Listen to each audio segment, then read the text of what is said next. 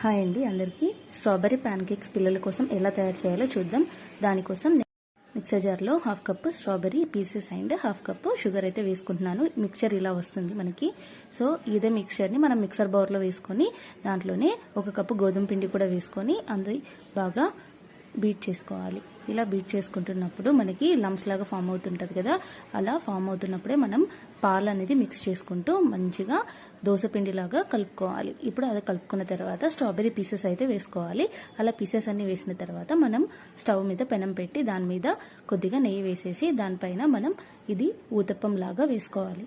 ఇలా pan cake వేసుకున్న తర్వాత ఒక సైడ్ కొద్దిగా లైట్ బ్రౌన్ వచ్చిన తర్వాత ఇంకో సైడ్ కూడా మనం లైట్ బ్రౌన్ వచ్చే వరకు ఉంచి ఎంజాయ్ చేయడం. ఇది 1+ ఇయర్ బేబీస్కి అయితే చాలా అంటే చాలా మంచి, చాలా మెత్తగా ఉంటాయి, చాలా సాఫ్ట్గా ఉంటాయి. పిల్లలు చాలా ఎంజాయ్ చేస్తారు. So please subscribe.